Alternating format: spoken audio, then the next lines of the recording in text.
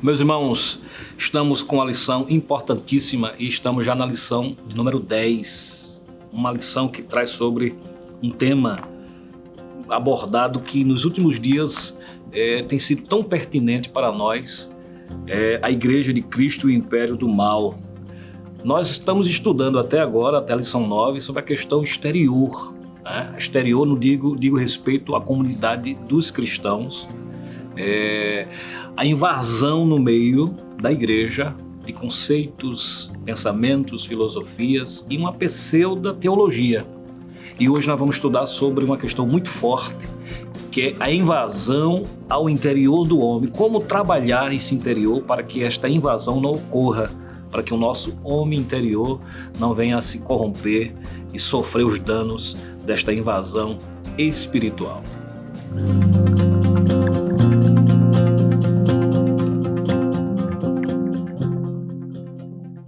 Meus queridos, esta lição ela vai ficar na história.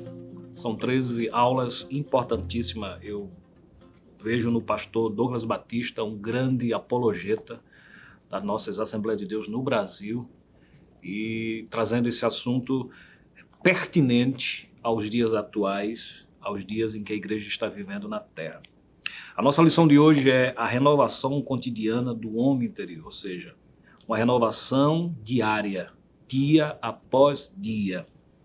E nós temos na leitura diária alguns pontos que já fala disso, como também temos no textual e na verdade prática.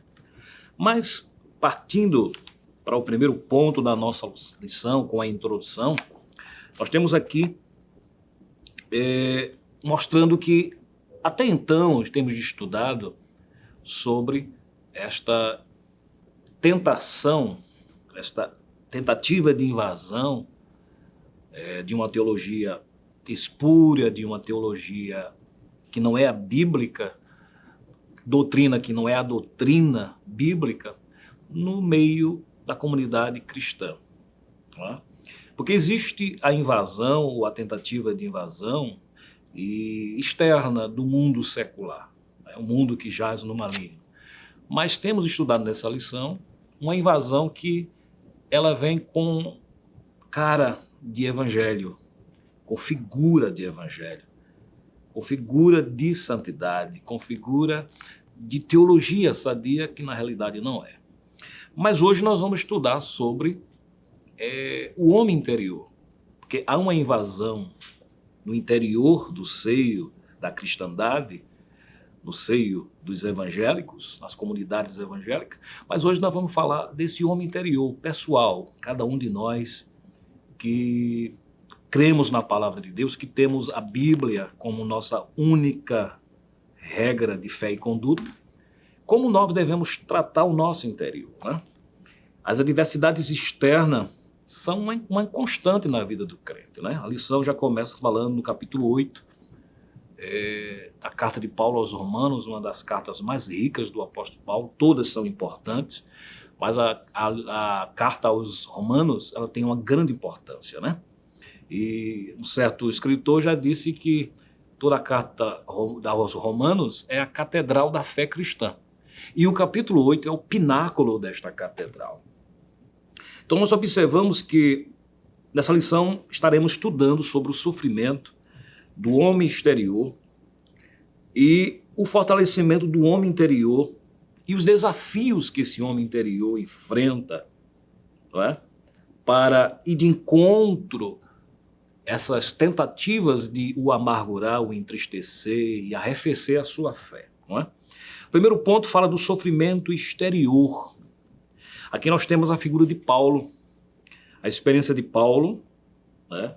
São 3 epístolas do apóstolo Paulo, e nessas 3 epístolas ele fala de tribulações, forças opositoras, né?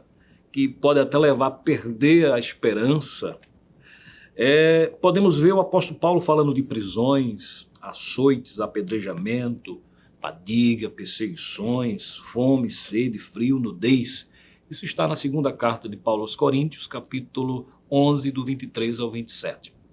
Aqui Paulo sintetiza, mas há outras passagens que Paulo fala disso, mas nesse texto ele sintetiza as adversidades da nossa jornada de fé.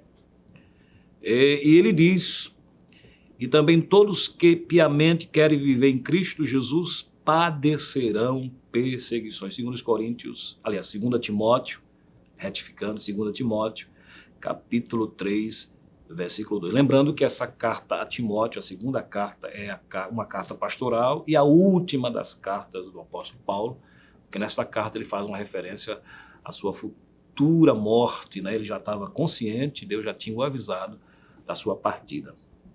Então nós temos essa experiência do apóstolo Paulo nessas adversidades, esse sofrimento exterior, mas também temos o exemplo do apóstolo Paulo diante do sofrimento para não negar a sua fé. Aí é que entra o homem interior, não é? Ele não poderia retroceder e nem tampouco negar a sua fé. Então, suas provações forjaram confiança em Deus e na sua vida de ministério.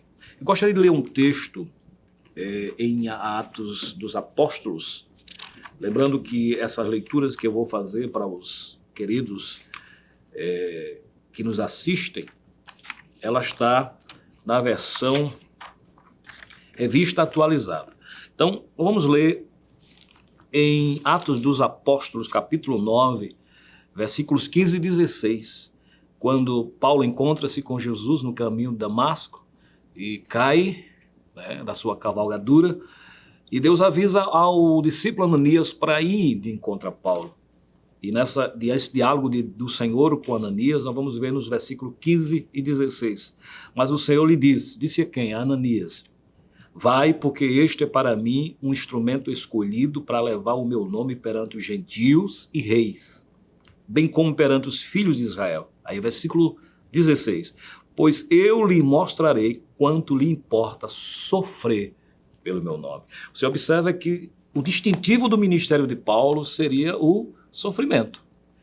E ele vai pedir ao Senhor que tire o espinho da carne, né? 2 Coríntios capítulo 12. Ele pede ao Senhor para tirar o espinho da carne, por 3 vezes. Aí o Senhor disse: Paulo, a minha graça te basta, porque o meu poder se aperfeiçoa na fraqueza. Ele fez um pedido ao Senhor, 3 vezes pediu ao Senhor e o Senhor negou. Então o sofrimento seria a marca do apóstolo Paulo no seu ministério, no desenvolvimento do seu trabalho, que foi um grande legado para a igreja neotestamentária, né? Para a igreja de Cristo. Quero dizer que dos 27 livros do Novo Testamento, Paulo escreveu praticamente a metade, 3 epístolas. Então Paulo fala desse sofrimento interior, o exterior no sentido do seio da igreja em que ele estava, né? E ele fala também desse sofrimento interior que todos passam, que todos sofrem.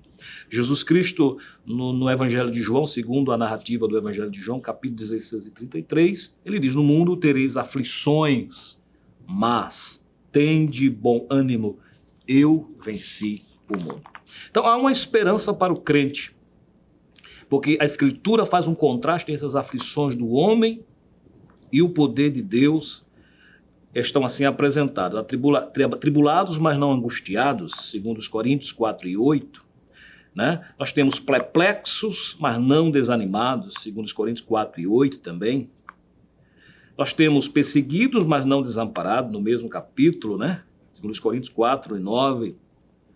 Nós temos abatidos, mas não destruídos. Então, você mostra aqui, aliás, Paulo mostra aqui que as aflições virão, fazem parte, mas há uma esperança, mesmo sofrendo, não obstante o sofrimento, o crente tem esperança. Partindo para o segundo ponto, nós temos a renovação interior. Primeiro temos o fortalecimento diário. Todo dia é um dia a se enfrentar uma batalha espiritual, né?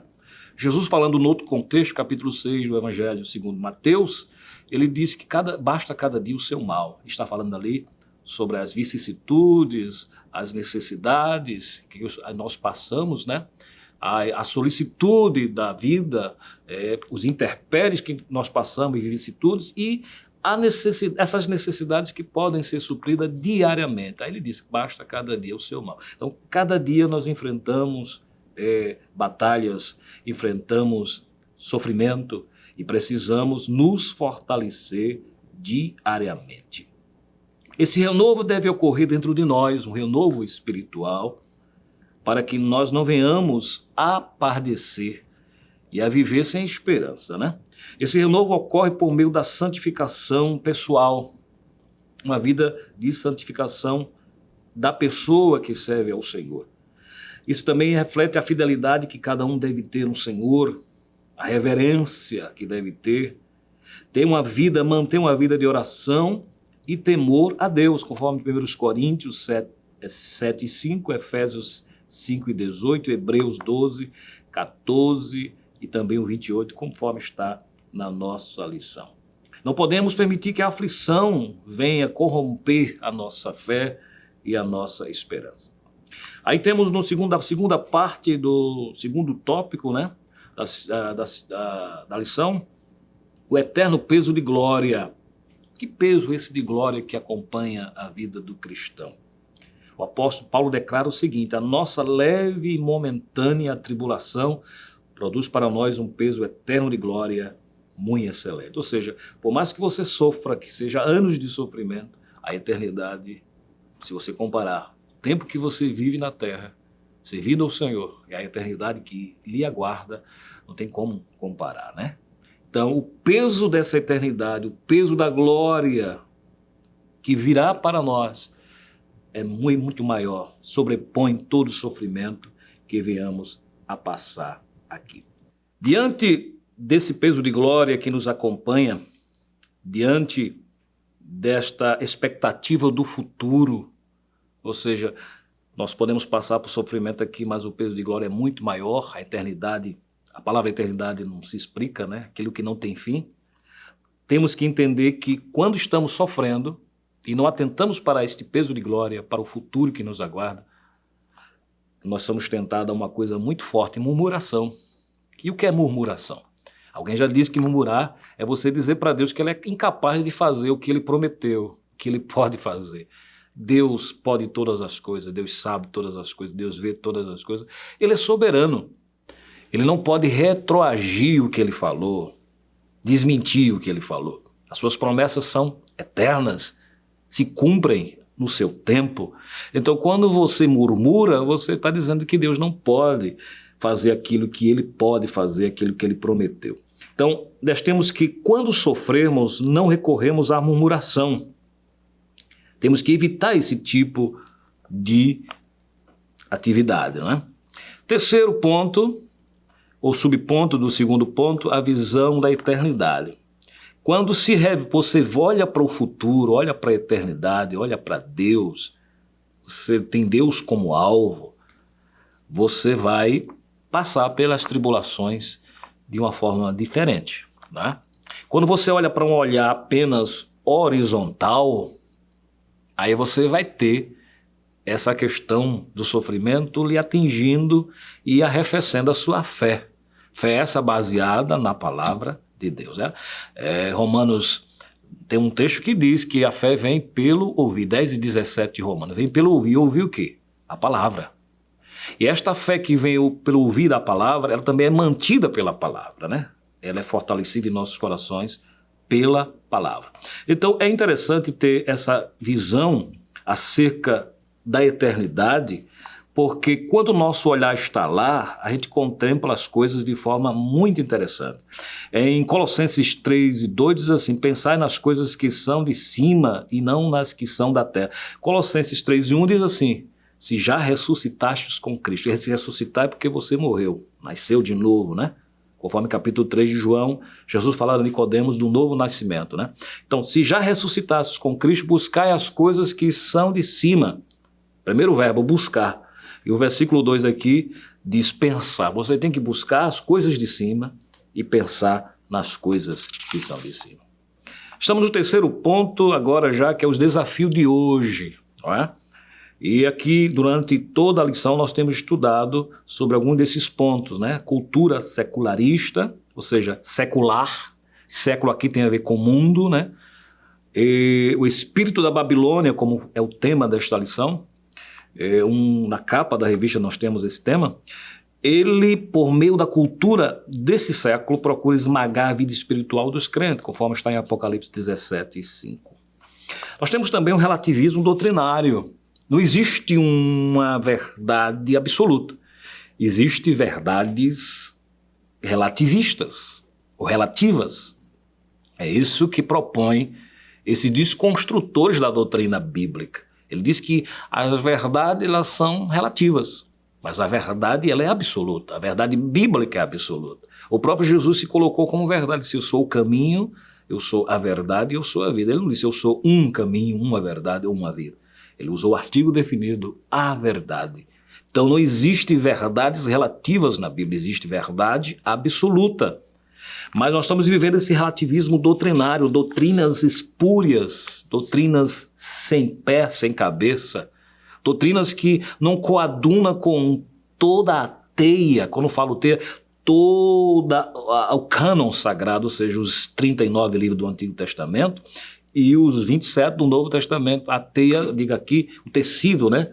A construção de toda a Bíblia e todas as escrituras sagradas. A Bíblia não é contraditória a si mesma. Você vai ver o que foi escrito em Gênesis vai redundar lá em Apocalipse e vice-versa. Ou seja, toda a revelação bíblica foi dada pelo Espírito Santo de Deus e ela tem uma mensagem única.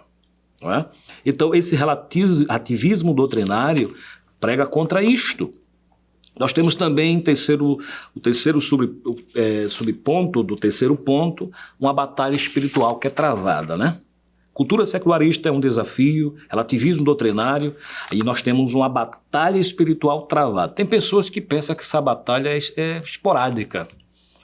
Essa batalha é por alguns momentos, essa batalha é diária. Enquanto eu e você vivermos, vamos estar batalhando pela fé, né? E há uma passagem em Judas que eu gostaria de ler. Judas, está na lição, né? Judas fica próximo ao Apocalipse.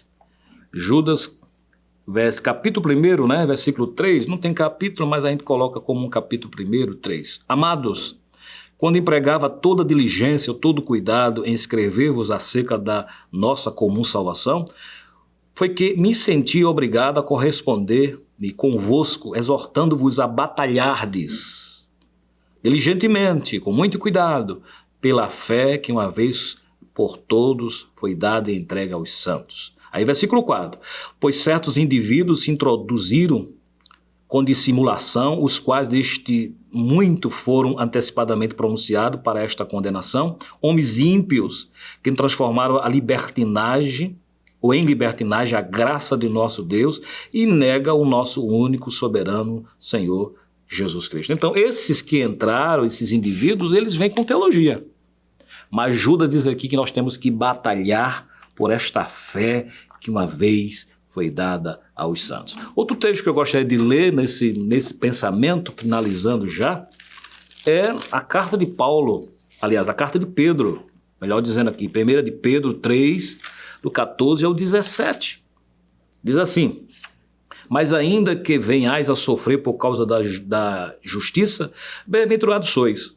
Não vos amedronteis, portanto, com as suas ameaças, nem fiqueis alarmados. Antes santificai a Cristo como Senhor em vosso coração, estando sempre preparados para responder a todo aquele que vos pedir a razão da esperança que há em vós. Isso significa que você tem que ter conteúdo doutrinário, tem que ter fé bíblica balizada para poder defender, né? Defender de forma que venha corresponder à necessidade daqueles que vêm procurar a razão da nossa fé. Versículo 16, fazendo todavia com mansidão. Não é? Você não vai responder às pessoas brigando, não é uma briga religiosa, né?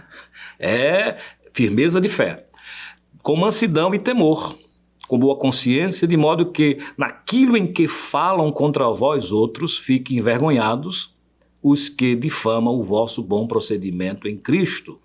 Versículo 17, porque se for da vontade de Deus, é melhor que sofrais por praticardes o que é bom do que praticardes o que é mal. Então, nós temos aqui Pedro também nos mostrando que temos que ter segurança para responder. Isso é batalha espiritual, não é? E nós temos um texto em Efésios capítulo 6, eu gostaria de apenas citar para vocês, Efésios 6, vai aparecer aí, né? 6, do 10 ao 18. Aqui está a verdadeira batalha espiritual. Paulo falando logo no versículo 10, né? Fortalecei-vos no Senhor e na força do seu poder. Aí ele diz, não vamos lutar contra carne e sangue, nossa luta não é contra pessoas, nossa luta é contra os seres espirituais, né? Aqueles que estão por trás dos bastidores, espiritualmente falando. Aí ele fala das peças da armadura, capacete, ele fala do escudo da fé, capacete da salvação, escudo da fé, cinto da verdade, ele fala da couraça da justiça, calçar os pés com a preparação do evangelho da paz e empenhar a espada do Espírito. E ele termina no versículo 18 falando, orando em todo o tempo, com toda oração e súplica por todos os santos. Ou seja, nós temos aqui a verdadeira receita de como o cristão deve vestir essa ultimentária. Ou seja, Paulo estava preso quando escreveu a carta aos Efésios, é uma carta de prisão, e Paulo estava ao lado de um soldado. Então ele usou a figura do soldado, a roupa do soldado, para representar, de forma figurada, a revestimento do cristão. Porque nós estamos vestidos com veste de salvação. A armadura é um revestimento espiritual. Então, nós temos que ter consciência dessas questões, meus amados irmãos. Meus queridos, finalizando agora, eu gostaria de trazer 2 textos, já que aliás, 3 textos, né? Já que a nossa lição 10 fala da renovação cotidiana, diária, do homem interior. No texto que é o texto áureo, diz assim, por isso não desfalecemos, mas ainda que o nosso homem exterior se corrompa, o interior, contudo, se renova de dia em dia. 2 Coríntios 4,16. Romanos 12, um texto muito conhecido de todos, é o mesmo Paulo que escreve, 1 e 2. Rogo-vos, pois, irmãos, pelas misericórdias de Deus, que apresentei o vosso corpo por sacrifício vivo, santo e agradável a Deus, que é o vosso culto racional. Versículo 2. E não vos conformeis com este século, com este mundo, mas transformável pela renovação da vossa mente, para que experimenteis qual seja a boa, agradável e perfeita vontade de Deus. Então, aqui fala de renovação interior da mente. E, diante dessa renovação interior, nós vamos ter que confrontar uma coisa muito séria, que eu finalizo com esse texto de 2 Timóteo, segunda carta e última de Paulo a Timóteo. E ele fala no capítulo 3, que dentro do escopo da lição, o pastor Douglas Batista sempre usou esse texto, mostrando os dias que estamos vivendo, né, os dias que a igreja está passando, ele sempre recorre a esse texto. Capítulo 3 da segunda carta a Timóteo. E vamos ler do versículo 1 ao 5. Sabe, porém, isto, nos últimos dias sobrevirão tempos difíceis, e outra versão, tempos trabalhosos. Pois homens serão egoístas, ou amantes de si mesmos, avarentos, jactanciosos, arrogantes, blasfemadores, desobedientes aos pais, ingratos e irreverentes, desafeiçoados, implacáveis, caluniadores, sem domínio de si, cruéis, inimigos do bem, traidores, atrevidos, enfatuados, mais amigos dos prazeres que amigos de Deus, tendo forma de piedade. A gente vê aqui que não está se falando de pessoas que estão seguindo o curso deste mundo. Pessoas que estão vivendo na impiedade, vivendo lá fora. Não.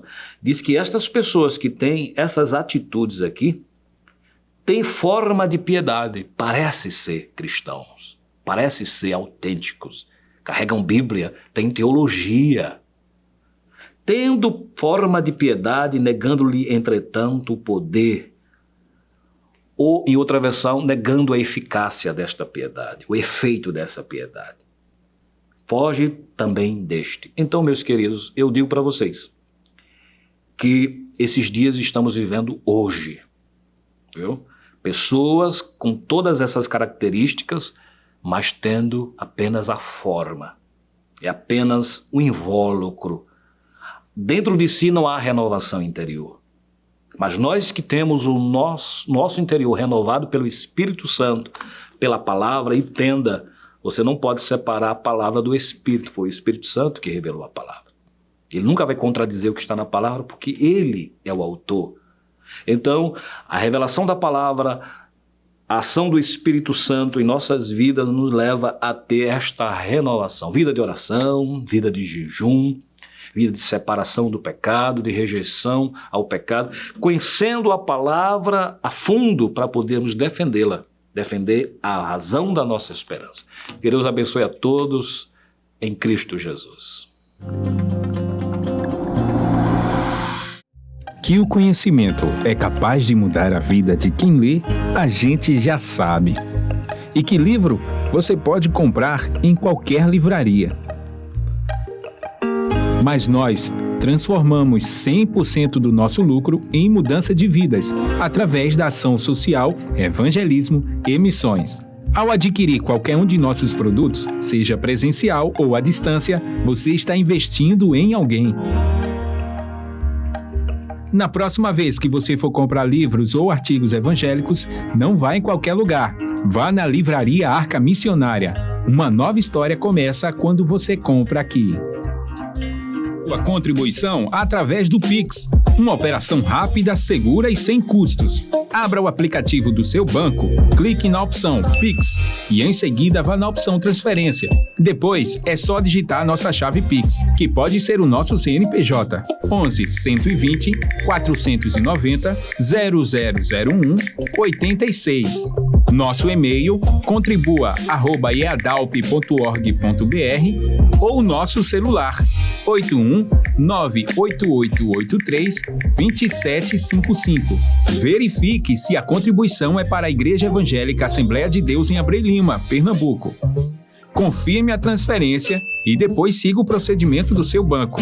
Anote nossas chaves Pix para não esquecer. CNPJ 11 120 490 0001 86. E-mail contribua@iadalp.org.br. Celular 81-98883-2755. Você está contribuindo para o crescimento da obra de Deus.